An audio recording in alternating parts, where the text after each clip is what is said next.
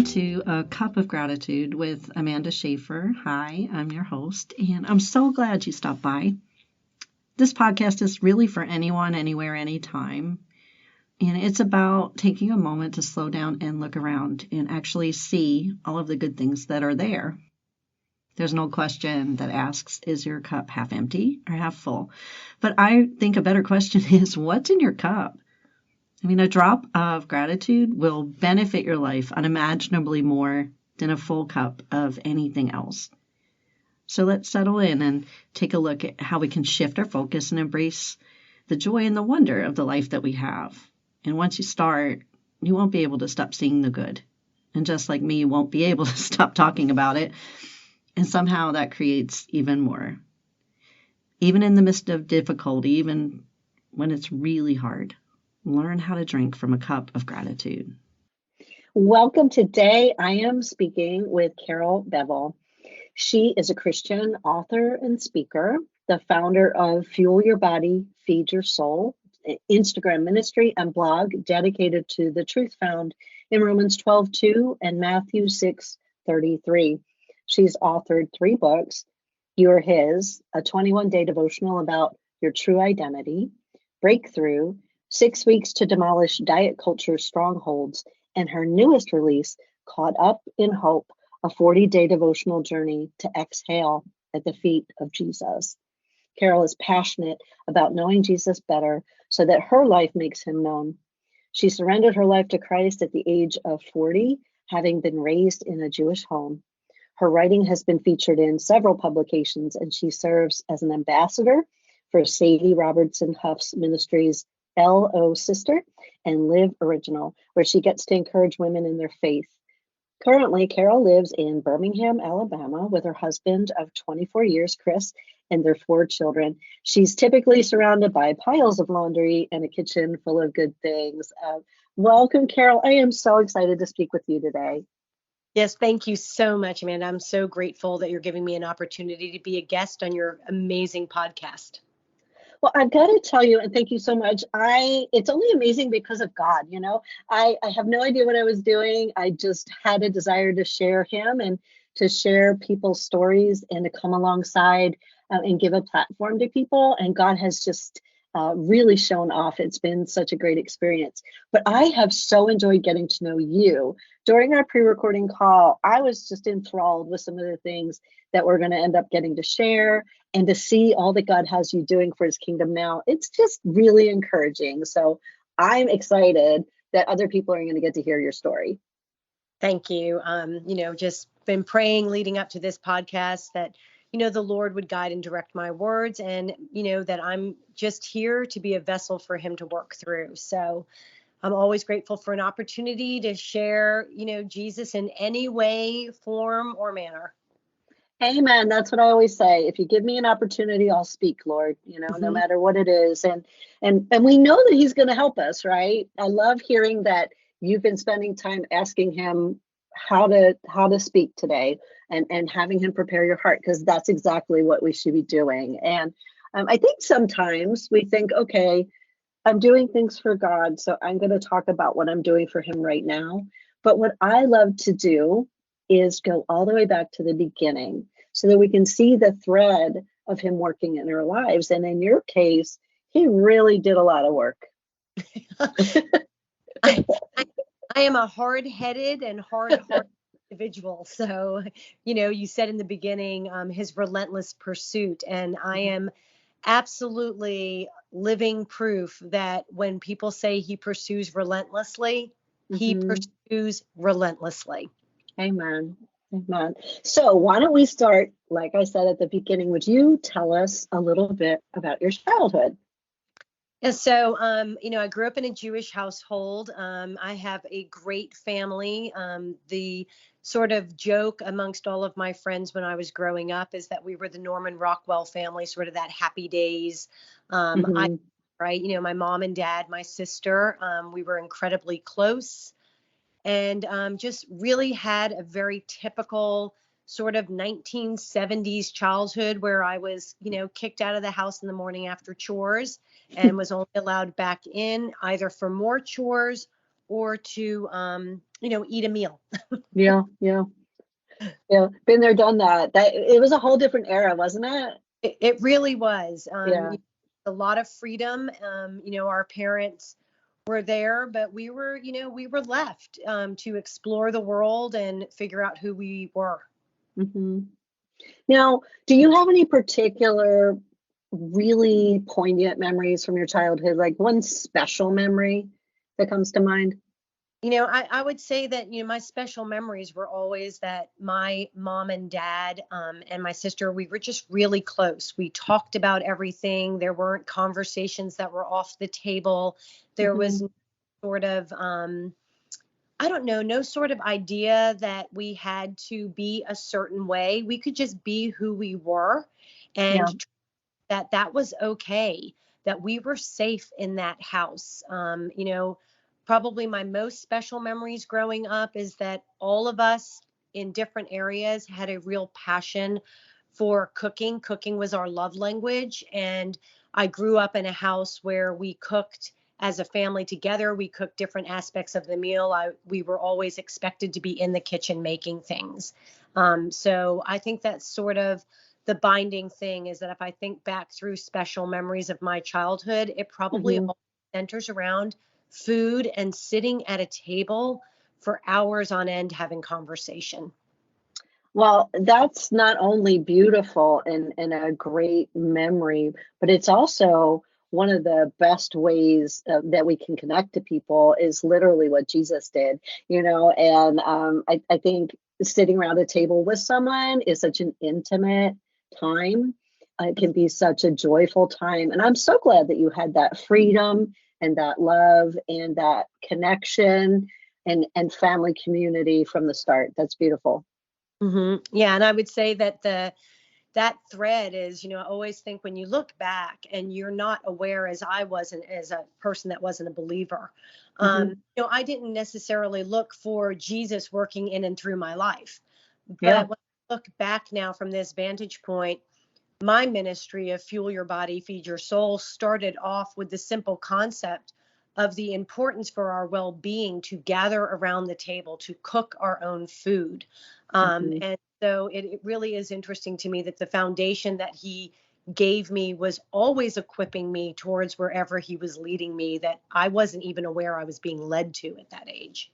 Yeah, that's right. And that's what's so beautiful about sharing our stories is God is the best storyteller. He Mhm. really doesn't miss a detail. He does not waste a thing. And even in the places where we feel that we may have rebelled or we may have done something that we were ashamed of or done something that wasn't in any way giving him glory, possibly even making fun of him, or some people that I've talked to, self included at points.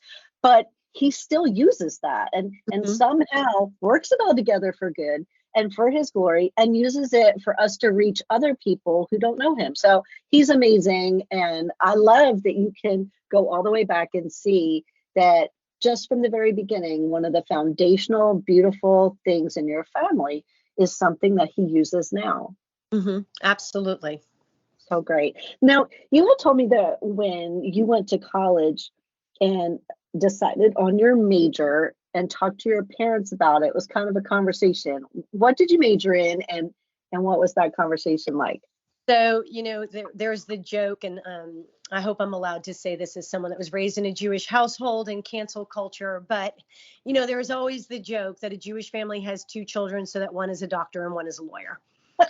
So, what I can tell you is that my older sister is a doctor. And, that really wasn't the path that I wanted to pursue. The things that I was interested in didn't really involve, this kind of lofty career path in Yeah. terms of what my parents' perspective was. I wanted to work with people. I was an athlete. I wanted to encourage, coach, mentor people to be the best physical versions of themselves. Hmm. That was really what my passion was. And, kind of that conversation where it's like, look, what I love is I love literature. I love philosophy. I love health and wellness. And my father is sort of like, well, what do you do for a job? But, ultimately my dad is always like, one of his famous quotes, and I hope I'm remembering it correctly, was always that he lived a life of obligation to Hmm. provide his daughters a life of opportunity. Oh, And wow. That's powerful. that it was his job in my life, to give me the support I needed to become, the best version of myself. Yeah.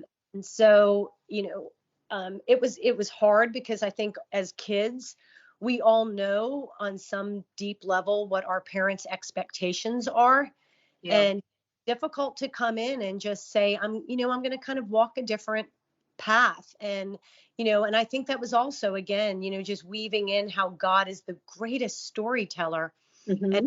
equipping us even when we're completely unaware that we're being equipped, Yeah. because we don't know where we're going. Is he was equipping me to tell my dad another path that I was not going to stay on in terms of my faith. That's um, right. yeah. And so, I love that I had this security that I could tell my dad hard things that he didn't wish for me, but Hmm. that his love and his support of me were a given. Yeah. What a beautiful thing that you had some someone to go to like that, that you knew that your parents were going to still love you no matter what. And that you also, like you said, were able to build the strength and the backbone to be able to decide what you actually wanted to do. Because I got to tell you, Carol, there are a lot of people at that point in life who don't have the ability to do that. Yeah, I think it's a couple of things. I think ultimately we're often driven by what other people expect from us. Um, Hmm. Fearful to disappoint people. Yeah. We're fearful about, what if I'm wrong? you know, Yeah. what if I've been incredibly blessed and given all of this opportunity, and I in fact am going down a road that will not financially support me? You Yeah. know? Yeah. So Been there, done that. Yeah. Well, you had told me though, once you got to college, that you had a roommate that yeah. you became really close with. Can you share a little bit about her and about that time with us?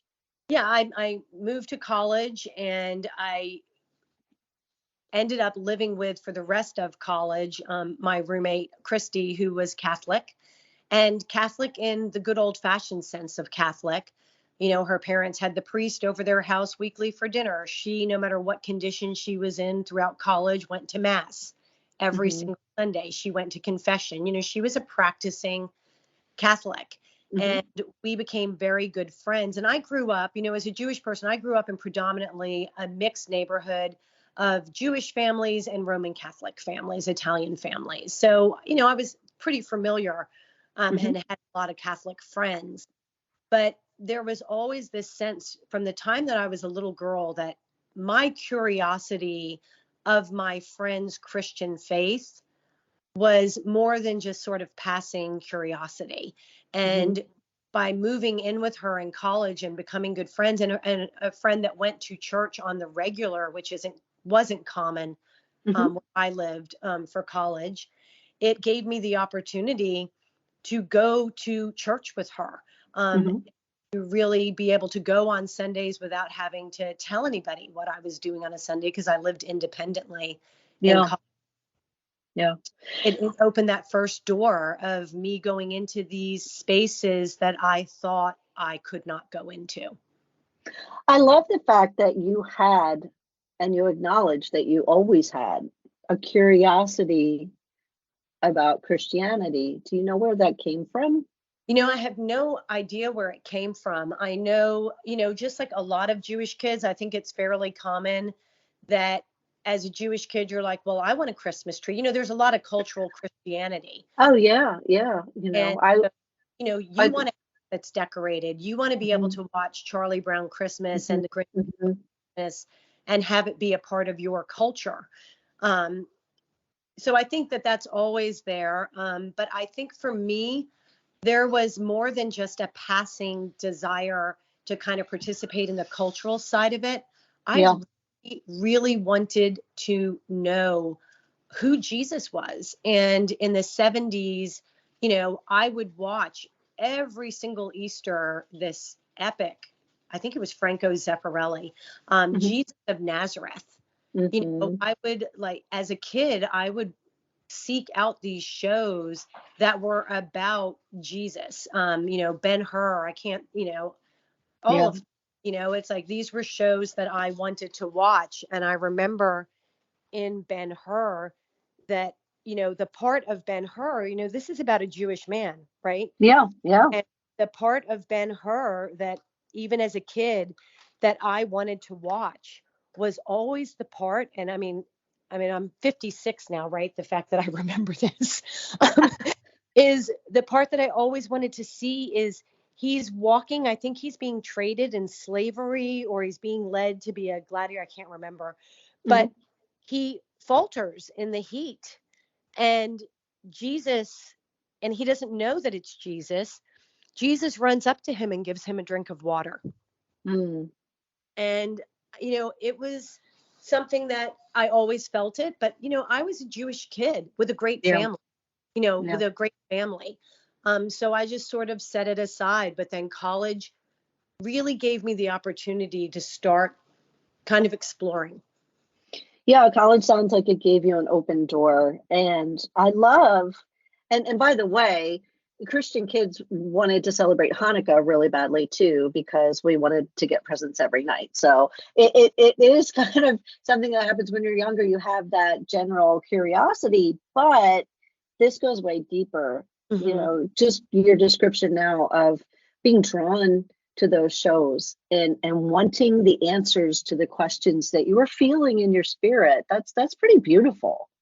Yeah, it was. I mean, look again, right? Hindsight, looking back, it was really beautiful. I remember at the time being really uncomfortable I'm um, sure. with it. My last name was Schwartz, which is the Smith of Jewish last. Yeah. Um, and it was a label, right? My Yeah. last name was not something people wondered Yeah. um, if I was Jewish or not. Hmm. And it was greeted oftentimes, with not being welcome, not being accepted.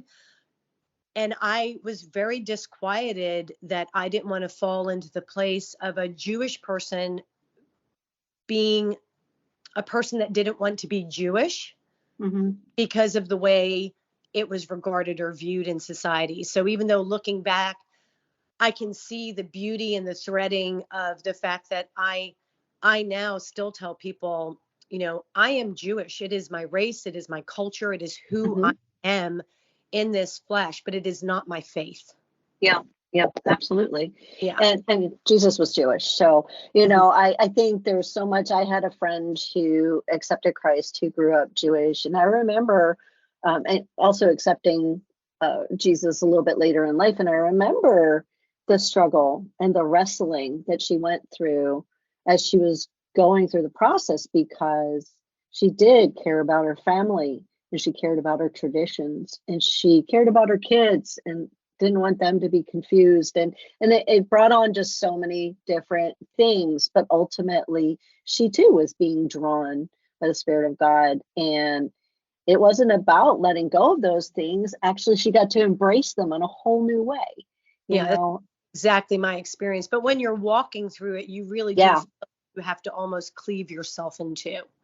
Oh, absolutely. She was really struggling, and I remember that. And when you were talking, I was flashing back to that memory of just trying to be her friend, and not trying to be her Christian friend, being her friend, and Right. really allowing her to be able to have a place to voice those feelings that was safe. Absolutely. And the difficult thing is I always tell people, when you're on one side of the shore, you don't know what the other side looks like.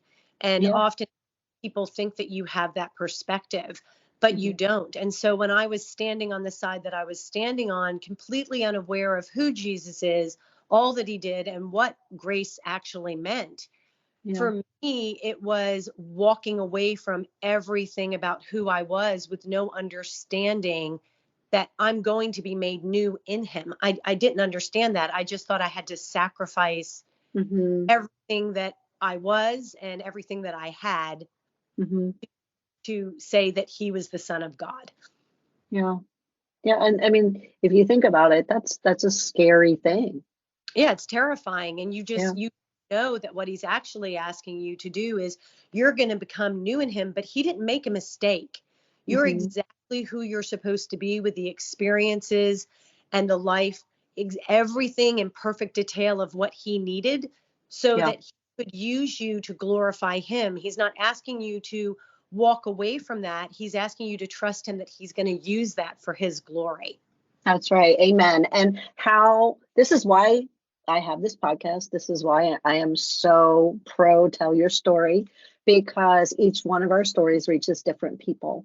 And God is well aware of all of the parts of our stories that might include struggle or brokenness or whatever the case may be, but all of them together. The Hmm. entire story is so unique and it's made to reach unique people. And I believe God had a plan for each one of us to share our stories and to join him in helping people come into the kingdom and helping people bridge that scary time of jumping forward in faith and stepping out into the unknown. Absolutely. Yeah. And it makes me sad because there are a lot of people that don't tell their story. And sometimes I wonder, you know, I know that God is God and he'll be able to do something with that. But I feel like the people that won't share their story are missing out. And it's a beautiful gift to be able to share how God worked in your life and to be able to give people that hope. Yeah, I mean, I always say I think it's C.S. Lewis that our redemption is not about making us a better horse. It's not about making us a horse that runs faster or can jump better. It's about Hmm. making us a new winged creature. And Yeah. so if we acknowledge that, then our story prior to Christ is absolutely foundational and fundamental to the new creature that we are going to be transformed into. He That's right. doesn't want us to disavow who we were before him. He wants Hmm. us to understand that who we were before him brought us to the foot of the cross and allowed us a spirit of surrender to say, I Hmm. need him. Yeah. This is working. And then we can use that previous self to say to people, you don't need to be ashamed. You don't need to let the enemy Hmm. lie to you through fear and shame that you aren't good enough for the cross or that your story is so bad that you'll lose Jesus because of it. No, our story is exactly the way it's supposed to be so that God can use it to bring many to him. That's right. And I love when people are willing to share it all and be vulnerable and share the places where there was struggle or brokenness or whatever the case may be, because I think there was an era where people just wore a mask. They dressed up, went to church, wore a mask, everything's great. And nobody was ever really connecting with people and helping the people thought, I can't do that. Mm-hmm. I'm not good enough. You're not good enough. Neither is the person wearing the mask, you know? And I'm just so glad to see that we've kind of turned a bend and it seems like more people are sharing from a real place. Yeah, I think part of it is that you said it at the we said it at the beginning in the introduction when I think I said that I was hard-headed and hard-hearted, and Hmm. part of my story is that we're talking about when I was in college, Hmm. and my bio it says that I didn't accept Jesus, I didn't surrender to Jesus until 40, Hmm. um, and I think that there's a lot of value in the fact that mine was not this, miraculous, transformative experience. It was what I was demanding for many, Hmm. many years, but it Hmm. was not the story or the path that he had for me. What Hmm. and he can do that. He can transform. I know people that were in strongholds of addiction and deep, deep, deep damaging sin to their lives, who God just interceded, intervened, and everything changed in a Yeah. moment. Yeah. That was not my story. My story is truly about the steadfast faithfulness of a God Hmm. who waits with arms open. Yeah. Um, and allowed me to be hard-hearted, to be hard-headed, to be self-righteous, to be self-involved, to be reliant on self, my own strength, my own ability, to my pride, my vanity. He stripped that away so incrementally that I Hmm. don't think I ever saw it really happening. Yeah, he's so gentle and kind in that patience. It's love in action. Hmm. You know, it's a compassion. You know, it's not just empathy, but it's love in action that he says, you know, I'm just going to get this little bit here. Now we're going to look at this little bit here, because if you were to take it all off at one time, it'd be too much for us. Or if he were to, it'd be like a mole underground coming up and having a flashlight in its eyes, you know, like it's just too much. We wouldn't be able to handle it. And he's just such a kind and gentle father. Absolutely. And yet he leaves us with choice the whole time. Now, you had said, you know, after this experience of going with your roommate, that you started kind of trying different denominations and looking even further. I went through, I'm trying desperately to remember the word, but I'm a postmenopausal brain. Um, the process, so to become Catholic, Hmm. there is a year-long process of classes, meeting. I mean, it was very, very involved. Hmm. And I was doing that. And I went all the way up to, I think, the week before I was supposed to be baptized into the Catholic Church. And there was just a disquiet in my soul that this was not what I was supposed to be doing. It was not a disquiet about telling my family that I became Catholic. It was a disquiet about, this is not where I'm supposed to be. Hmm. And I just started going, because colleges are set up, or at least my college was set up, and I know both of my children's are, and they go to different colleges than I did, where they have university campuses for different denominations. Hmm. So they're all just kind of right there, like the Yeah. student centers. And I just started going Yeah. to all of them. And, just kind of like a drive-by, just, and just started going to different denominations, going to different services, meeting different people, seeing how they sort of walked their faith walk, what their faith was about. And I think through that process, although it was not the moment that I said, Jesus, I'm yours, I Hmm. desperately need you. I think what it was doing, it was almost like an education of religion and starting to see the fuzzy outlines of relationship. Yeah. Yeah. And I can hear that. yeah, and definitely, this is always me looking back at this time. My protection from God during that time was I was going from a workspace faith into a workspace faith.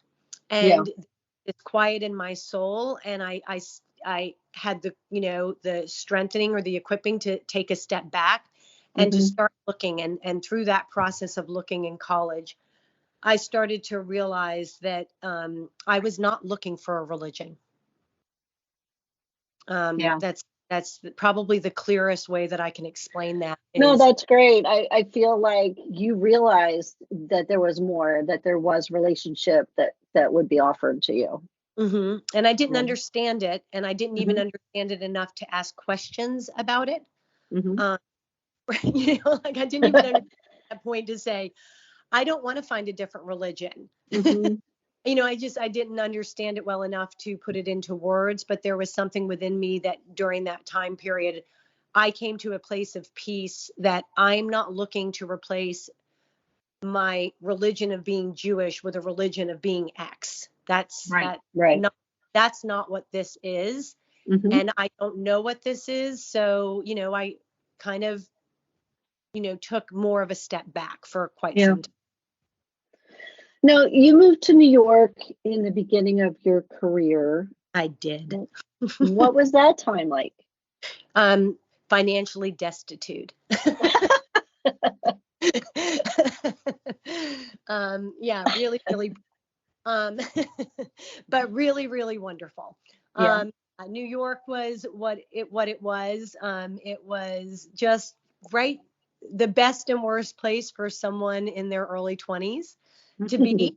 And I loved every minute of it, every hard minute of it. Mhm. New York is, it was where I was born. It's where my family is from, and New York is home. Yeah. Crazy home, but home. And yeah, I wouldn't trade those years. I was doing what all people do. I was really hustling career wise to try to Yeah. pay my rent and eat something other than my roommate's food, where they would go to the refrigerator and say, "I thought I had more of this." Yeah, I went to college in New York City, and I remember it was the best and the worst of everything. It depended on what you chose. Now there came this time, and it was a really pivotal time in your life when your father had a heart attack. Yes. And you told me during our pre-recording call you took a sabbatical to Hmm. help him rehab. Can you tell us about that? Yeah, my father is stubborn, and he had a massive heart attack. Luckily, was on the table because I think he was getting I don't know what you call it, six arteries bypassed. Mm. While he was on the table, he'd had a minor heart attack, and then when he was on the table, he had what's known as like a widowmaker Oh heart attack. wow. But because they had his chest open, they were able to save him. Hmm. And he was not doing what the physical therapist and the cardiac rehab people were telling him to do. And Hmm. so the idea was is that the second most stubborn person on the face of the earth was his daughter, and that I would come for a brief period of time to get him through that, to basically do what I did professionally, right? Which Right. was to be a personal trainer and a health and wellness coach and a nutritionist, Hmm. and get on top of my dad and get him interested in having a quality of life Hmm. again. And so yeah, so I moved to Atlanta, Georgia, which is where my older sister and her husband and their first baby, oh, little Sarah, she's in med school now, but we're living. And yeah, and I went down there to help my dad um, That's get back. awesome. It's making me think back to your very in the beginning when you were saying, the old joke that, you had two children, one's a doctor, one's a lawyer, my sister's a doctor. But had you become a lawyer and not done what you decided you felt called to do, you wouldn't have been able to help your dad. Absolutely. I mean, I don't know if a lawyer would have helped him. We didn't really have any malpractice stuff. But I doubt that you'd be able to help him rehab and Um, and to be able to see through what you loved and you knew so well a better mhm. way of living. Yeah, That's and also just that grace of God, that I was a person that was always looking for the horizon. mhm. My dad always said that if he let me walk off, he was worried that I wouldn't look back over my shoulder to see if he was there. You know, Yeah. and I think that I would have just kept going. Does that Yeah. make sense? Yeah. And instead, it was this call to home. Mhm. Um, it was this call to get back to where my family was, because I was needed. And when you're the baby in a family and kind of actually the rebel baby Mhm. in Yeah. the family, being needed, right? I mean, Yeah. that's a beautiful thing. It is, and I love how God redirects our steps sometimes with unexpected things. I love that you felt called home and that you realized that's where you were supposed to be. Now, I want to talk for a minute about your husband. Okay, I have a couple of questions. So, first of all, I want to know how you met him, but I want you to tell the story about how your husband was the only person that you dated that your dad called by his right name, because I Oh, just think that was hysterical. so in getting called to Atlanta, where I think I was supposed to be there. I think my sabbatical was about 8 weeks from work. Hmm. Um, Getting called back to Atlanta, where it was just going to be temporary.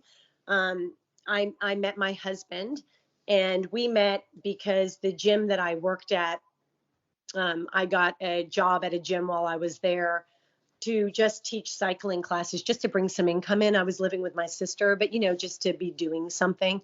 Hmm. Um, and he he worked out there, and we met because of just being in the same place at the same time. Um, but I guess the important part backing up is we met. I'm at this stage in my life, I guess almost 30, and we met, and I never wanted to get married. I never wanted to have kids. I loved my sister's children, but every time I babysat them, it reinforced the idea that married life and being a mother was not for me. Um, and I met this man, and 3 months later, we were married. Um, Wow. and not because we had to get married. My Hmm. my my mother would appreciate if I said that. Hmm. Everybody, we've been married 24. It'll be 25 years in January. Our oldest child is 22. So, so basically, my father had this thing where the boys that my sister and I dated, or the men that my sister and I dated, he would intentionally call them by a version of their name that wasn't correct. So, I'm going to make up names so no one gets called out. But, if their name was Jerry, he would always be like Jim, James, Justin. you know and it was just a little indication, right, that Right. for my father, this person didn't matter. Does that Right. make Yeah. sense? Yeah. Yeah. And so Chris, God love him, because he, I guess, decided that I was the girl, and Hmm. he was not going to be pushed off or dissuaded so easily. Hmm. I tried to tell him that I had plans with my parents for a brunch, and my sister and her husband and all of their kids, and I didn't have time to see him. He Hmm. showed up at the restaurant where we were eating and acted surprised that he ran into me. And came up to the table and met my whole family. Hmm. And was very gracious and very charming, which he still is. Hmm. And my husband is just an objectively good looking man. In fact, it was one of the reasons I didn't want to date him. I was like, he's too pretty, you know. and and so, my sister and my mother are just like, their mouths are like, oh my Yeah. Yeah. God. And so he then makes some excuse like, oh, it was so nice to run into you all. I don't mean to interrupt. We're going to go eat. And Hmm. my father is said, it was very nice to meet you, Chris. Hmm. It's just this, what? Like, Like affirmation, he's the one. yeah, Oh my gosh. it was just this moment where it was, did he think his name was Charles? And so he called him Chris? I think he saw Yeah. through what he was doing and saw that it wasn't a by mistake thing, and saw that this was another very strong-hearted, headed person Yeah, who would probably be really great for you. I think it's awesome I do. uh, that he Moment. did that, and I love the fact that it's so endearing. I can tell a lot about who your father was, that he would do that. I just think it's hysterical. Um, Yeah, I think Now, father giving, yeah. making sure that I knew that he saw that Mhm. this man was good enough for his daughter. Yeah, yeah, it was a very special way for him to do so. I'm sure he had a little smile on his face when he said his name too. I can picture it. I think I told you in our pre-recording conversation that Uh-huh. in the moment I was absolutely sure that if we were on the Titanic and the boat was going down, my entire family would save Chris. Well, I'm glad you got it right the first time, and gosh, to be married so quickly, obviously, we're certain. Now, as we move forward in your story, you told me about a traumatic time in your marriage when you were 30 weeks pregnant. And first of all, I'm so sorry you went through that, but it's so important to talk about this story because you had an experience that was really powerful. Would you Yeah, share a little bit about that?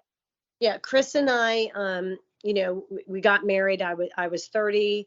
Um, this person that never wanted to have children suddenly, wanted to have a large family. Hmm. Um, and we, of course, my being 30, and that we were like, we're not going to wait around. Yeah. And so we got pregnant with twins, and I was a very competitive, overachieving type of person. So immediately thought, of course, I'm going to play catch up and knock out two with one pregnancy. Um, and had a really easy pregnancy. They were naturally occurring identical twins, and felt great, exercised, did the things that I was supposed to do, just textbook Yeah. pregnant. Yeah. And went to different classes. And the goal when you're pregnant with twins was to get to 34 weeks. Mhm. And 34 weeks means they don't have to spend any time in the NICU. Yeah. And I had an incident where I thought my water broke, and found out, in fact, without, I mean, and I will, if people want to know that part, but basically from that moment forward, we knew that we were losing the boys. And I lost the boys. And at that stage, Christian had died in utero and was a stillborn. They knew that John would not make it, but it was a live birth. I did not meet John because I went septic and was rushed into surgery. And I had this thing where I had to keep being reminded that I wasn't pregnant anymore and that I didn't have children, because I wake up with these vague memories of delivering, or wake up with these vague memories of being 30 weeks pregnant, Yeah. And every time I woke up from whatever drug-induced stupor or trauma stupor that I was in, my poor husband had to remind me that we had lost the boys.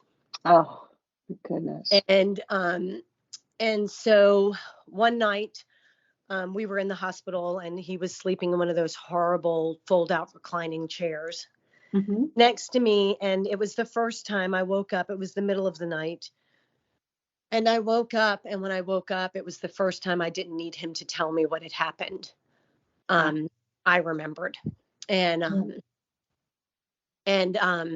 I just felt myself, and you have to remember, I'm not a believer at this time.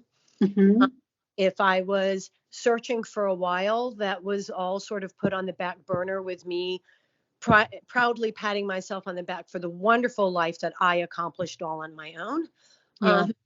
And very wrapped up in myself, and very prideful about my strength, that I am the rock in everybody's lives. That's what people think about me. And I woke up, and the full weight of what had happened came tumbling down on me. And I felt myself for the first time falling into something that I didn't know if I could crawl back out of. And I went to wake up Chris, make me feel better. And in that moment, and again, this is looking back at the time, I don't know if I would have thought that's what it was, but I just felt this reassuring, strengthening peace, like is like a voice or a hand, or just, I've got them. They're mine. They're okay. It's okay. Wow. You're going to be okay. And I knew in that moment that they were where they were supposed to be. And they were mine. And I, went back to sleep. Didn't need to wake up Chris. And, I'm not going to say that I woke up the next morning and didn't walk through the inevitable grief that you walk through.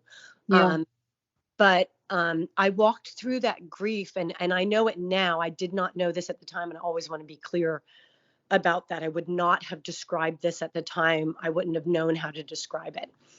But I was grieving being held by hope.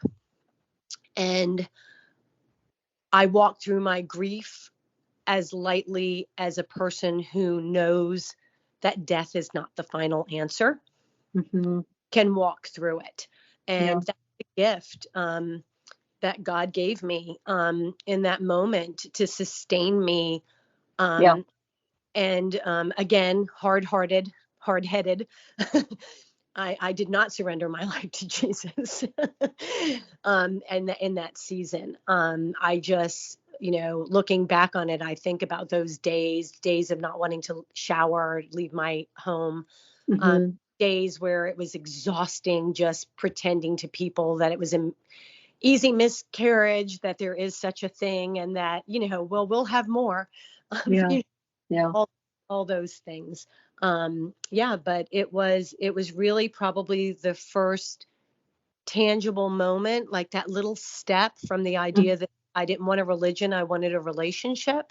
And Mm-hmm. first sort of tangible moment of what that relationship is. Yeah. Well, Yeah. first of all, I had already said it, but again, I'm so sorry for your loss. I could even tell when you're recounting now, I can Yeah. hear in your voice the loss. Yeah, it always catches me by surprise because Yeah. I am not a crier. In fact, it makes people uncomfortable how much I don't cry. Um, Yeah. Yeah. and it But I is, can hear your mama heart. I can hear the brokenness. yeah, it always shocks me when I feel perfectly okay starting to talk about it, if that Yeah. makes, yeah. No, it does. And I've made a lot of people cry. I'm so sorry. Don't mean to, but I think it's important to show, our feelings. And it shows the importance of those lives that you were carrying, that you still feel this way all these years later. Now you did go on to have other children, Four children. and yeah, and had a beautiful family. And you got to this one point where your husband came and suggested to you that he was thinking about taking the kids to church. And I wrote this down. Your response was, sure. But you thought in your mind that you thought you would go and use the time to go bike riding. Yeah, I Um, did. so could I you tell, how did that all pan out? Probably the way it pans out for most women that think their husband are going to do an activity with all of the children without their assistance. Yeah. Yeah, I really did. He was born into the Church of Christ and was raised in rural Alabama in that. When Mhm. I met Chris, he was like most young men in his mid 20s, that he believed that Jesus was the Son of God, but he was no longer pursuing or practicing his faith. Yeah. Um, when we got married, we had conversations about it, and it was important to him if we had children Hmm. that they grow up knowing that Jesus is the Son of God. Yeah. And because of all of the things that I had walked through, it was important to me too. I knew that putting down a lifetime of not believing he's the Son of God, even if you want to, is really hard. And I didn't want my children to have to walk through that. And I knew that my Jewish heritage, my Jewish culture was something that was very embraced by Chris. So I wasn't super worried about that. Hmm. But then we were in Seattle. And my husband, our oldest son at that point was, oh gosh, I just had Catherine, so he must have been 7.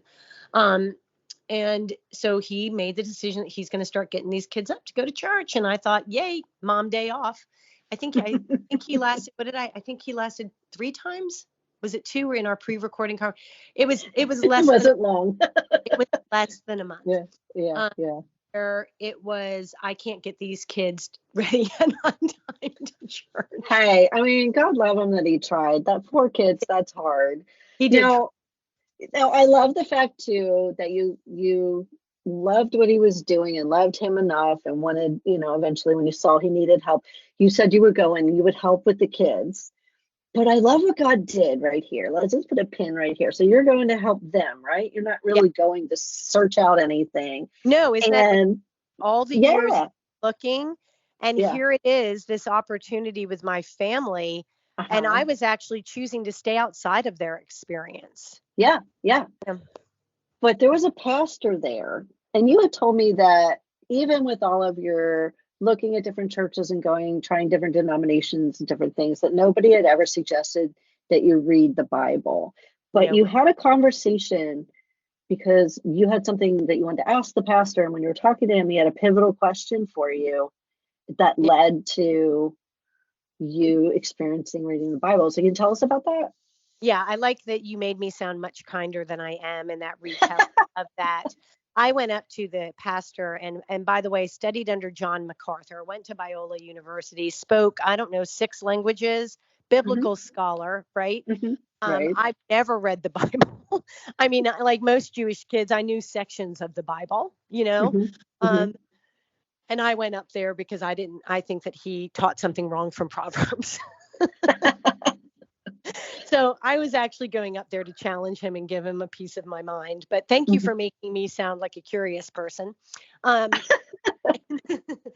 and no, I went up to him and his pivotal, well, he said something annoying to me Hmm. um, when I asked my challenging question in the kindest way. He said, "I know exactly where you are," Hmm.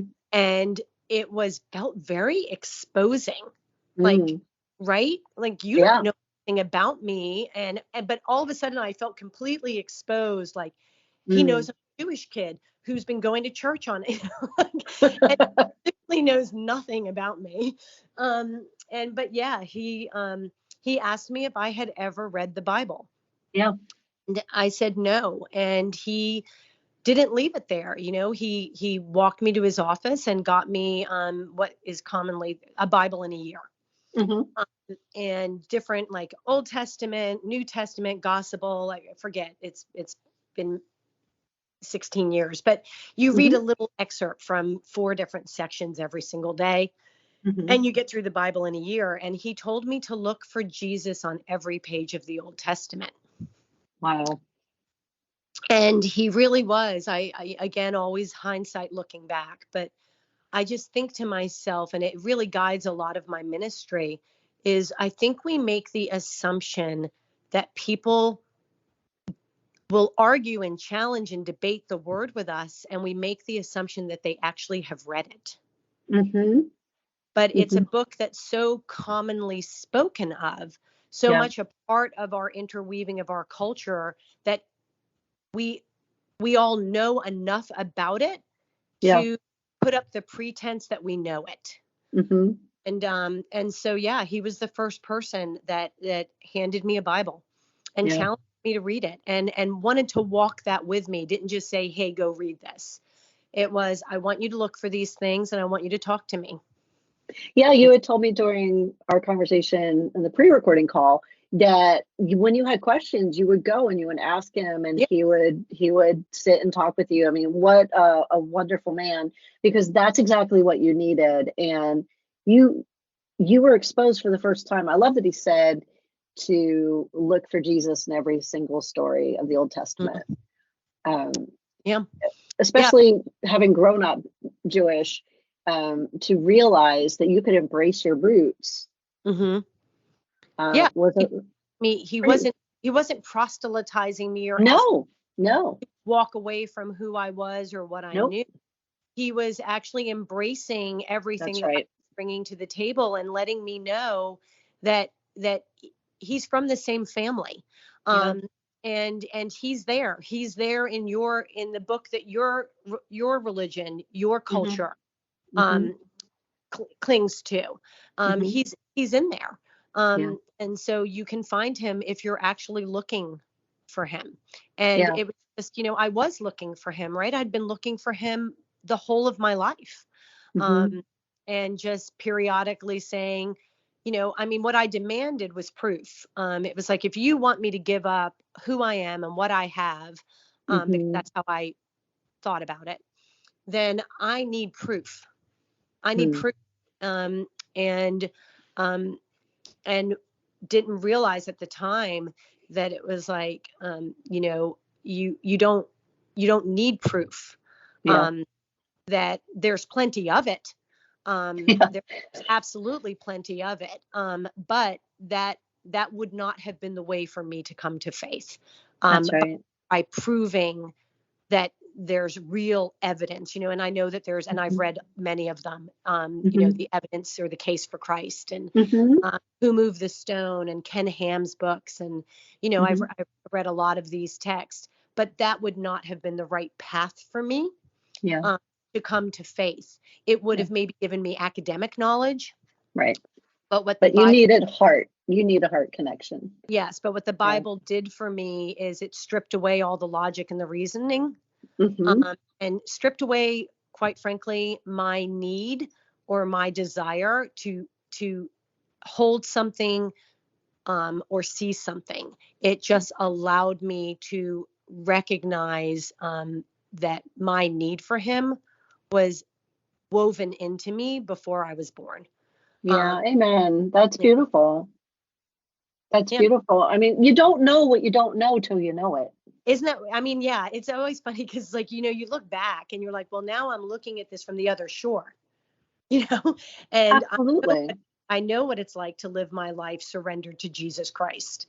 I Um, made fun of Christians. I made fun of the Bible. I grew up going to church, but never engaged. It was never my faith. It was just, a place that we went to on Sundays. And I really never understood anything. And I thought the Bible and Christianity was just a crutch that people used. And, I had a very Damascus Road conversion. mhm. I went from making fun of and persecuting, only by speech. I didn't really hurt anyone. But I went from that place to, in a moment, oh my gosh, how do I find out more? I've been wrong my entire life. And now you can't shut me up. I can't stop talking about the goodness of God. Right. And I do think that that's part of the becoming a new winged creature. You describe yourself Yes. as a Damascus moment, which is what I was demanding. But Yeah. what I had more of was that, I had the God going before us in a column of smoke and a column of fire, and, was following him as I wandered through my desert. And then, Mm-hmm.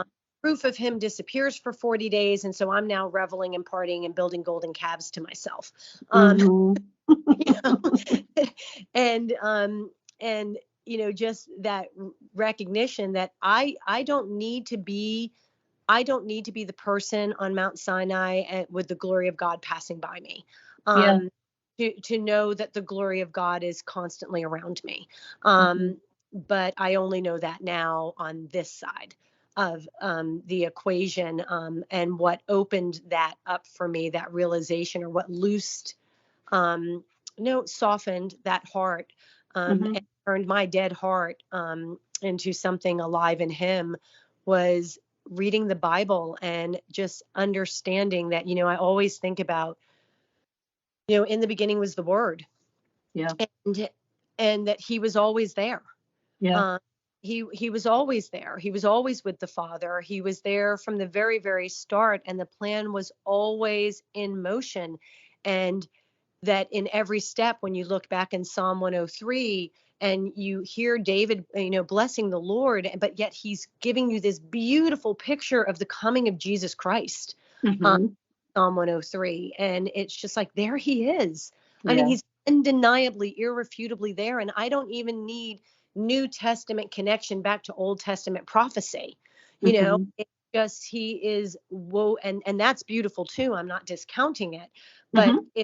it's just when you read the Old Testament and you realize that it's it's not two separate books. It's not two. No, not at all. I, It's, I used to yeah. get so dumbfounded when people would be like, God is such an angry God in the Old Testament. No, no, he No. was not. Yeah, He is, and so to me, I really feel like that was part of the whole story, and I don't know how it's all going to work out, but for me right now, one of the greatest joys and blessings of my life, which seems odd and mhm, unexpected, has been to really introduce a whole host of deeply rooted Christian mhm. women who grew up in the Bible Belt. These women, Yeah, right? Like, and introduce them to the Old Testament with fresh eyes, give them a hunger and a thirst, not just to read yeah, a bumper sticker verse from Jeremiah, or yeah, know the Proverbs, know the Psalms, know some of the great stories in the Old Testament, but really Numbers, First Kings, the histories, yeah, that stuff is murky and deep. But really to give them a sense of appetite for it, that it's it's the same God, the same story. It's yeah. not separate books. And I'm excited about that because, and and your story lends itself for you to be the one to do that. And I love it because there came a time where I had a friend who taught little kids how to learn how to read Hebrew. And I was so excited when I was reading the Bible. I'm a digger, and I was digging and looking into things and looking things up. And I wanted to know root words. And I said, would you teach me as much as I'm able to learn a little bit of Hebrew? So we would get together and have my little Aleph Bet book, which is like an ABC book. And I learned, and it was really hard, but like I was so excited, and it was enough that things stuck with me. But I wanted to embrace that as much as I could. And I think it's so important that people learn to embrace that. And I think it's great that that's what you're doing. Now, you started ministry, and you pour into so many people, and you've written books. We've talked about some things we did not talk about in the pre-recording call. So I want to bump up to what you're doing now, because I think it's just so important. And we're going to put things in the show notes so people can read your books, follow you on social media, and connect into what you're doing. So you started Fuel Body Feed Soul. Can you tell us how that came to be, and when you started writing books? Tell me a little bit about that season. Yeah, it came to me. My father passed away in August, and the Instagram started, I think, in March. And I went out to be with my dad on his last couple of days, and we were given some really precious time together to talk. And he was just like, I thought, you need to write a book. And and I, Dad, people don't read books anymore. And and I said, they blog. And little did I know how behind the times I was. Blogging was even dead by then. But for the most part, that's what I thought. And so I started a blog, and honestly, where it started was with my professional expertise. I was writing a health and wellness blog, and then I went out to coffee because I needed the help of a friend, because I have no technology capability at all, as you experienced with me trying to answer this phone call. And we were sitting down at coffee, and I just, for me, still very much at that point, my faith walk and my life were separate. They were compartmentalized. Where I put that was out of respect for my family, for my Jewish heritage, that I didn't have the gift of evangelism. I didn't have the gift, that's me. I'm not supposed to be speaking about these things publicly.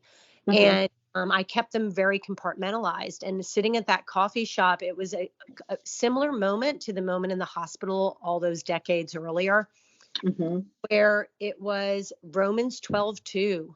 And Matthew 6:33 just came crashing down on me. And in that moment, I understood that Fuel Your Body, Feed Your Soul was about the marriage of God being the provider and true transformation. And in the 5 years, I guess it's been almost 6 years that it's been, God has just seized control over it, and the health and wellness part fell away. And it became completely ministry driven. And the food that's on there now is just because, like I said, my passion is cooking, acts of service, hospitality. And so food is a part of it, but that's just because that's a little bit of me, and also because of my foundational belief that, God is the provider. Yeah. All of these good, beautiful gifts that we get from him. Just the simple act of slowing down to cook a meal, the simple act of gathering around a table to give him thanks, that's all integrated in this beautiful tapestry that he's created. But yeah, so Fuel Your Body became more and more about Jesus and less about my profession, until I got diagnosed with breast cancer, and I was housebound and bedridden, which is the antithesis of how I'm wired. And no, yeah, you can't tell from your story at at all. Yeah. kitchen looking at a wall plaque that says "Be still," But yeah, I was, in the bed, and I am so lack of focused that I type my prayers because my brain skewers off to God. Oh gosh, did I leave some wet clothes in the dryer? Oh, sorry, God, I'm back. Mm-hmm. And so I started the discipline of typing my prayers, and my daughter was hanging out with me. And when I woke up, she was like, "These are beautiful." And I was like, "What?" And she's like, "These, you should turn this into a devotional." She was like, "I love these." And she was in 21 days of prayer and worship at her church, and Mm-hmm. there were 21 of the prayers. And Wow. so I turned it into "You Are His."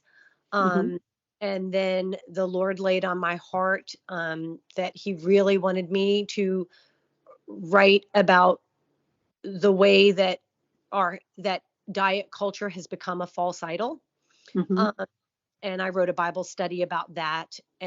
But after the Bible study, and I say to people all the time, I'm not an author. I don't have a discipline of sitting down and writing. I don't take writing classes. I don't really know what I'm doing.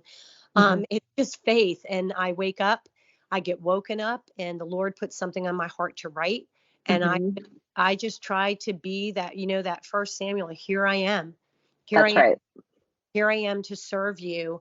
I can't do this. I don't even know why you think I can do this, but I do know that you can do this as long Mm-hmm. as I say to you, I'm available. Do what you need to do. And Caught Up in Hope is my latest release. It is a 40-day devotional.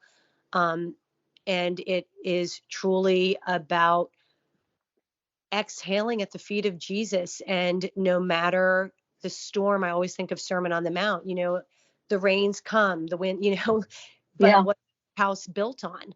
Yeah. Um, our house is built on the unstoppable rock of the hope we have in Jesus Christ. Yeah. And it weaves together the hope that sustained me through my loss, the Mm-hmm. hope that sustained me through my diagnosis, um, Mm-hmm. the hope that sustains me through traffic that is not cooperating with my will on my way home. Um, Yeah.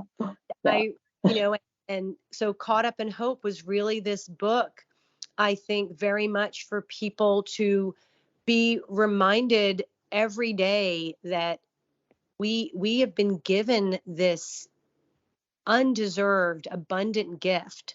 Yeah. Um, and that the way that we the way that we stay anchored in that, the way that we don't get scraped too thin horizontally in this world, right? Mm-hmm. We're pulled into the world, but we're also called into the world by God.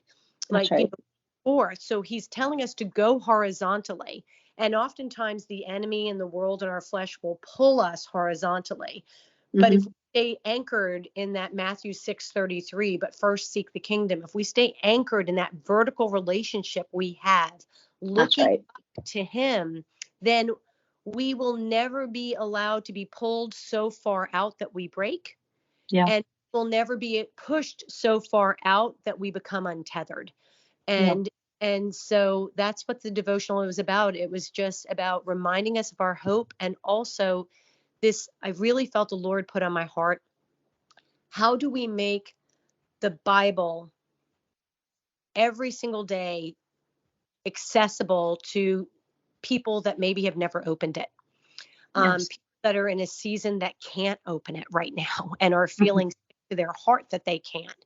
How Mm-hmm. do we make the Bible accessible to people that are devout and are in the word every single day, but they just need they just need a little 5 minute, you know, Mm-hmm. feedback. And that's what I want each day to be. I want each day to plant that seed of here's a little bit of God's word. Go and get it. Mm-hmm. Go and get it. Well, you know what vision I was having while you were explaining that is the theme that's run from the very beginning of your life all the way through, even when you started doing Fuel Body Feed Soul, and you said a lot of the original things fell away.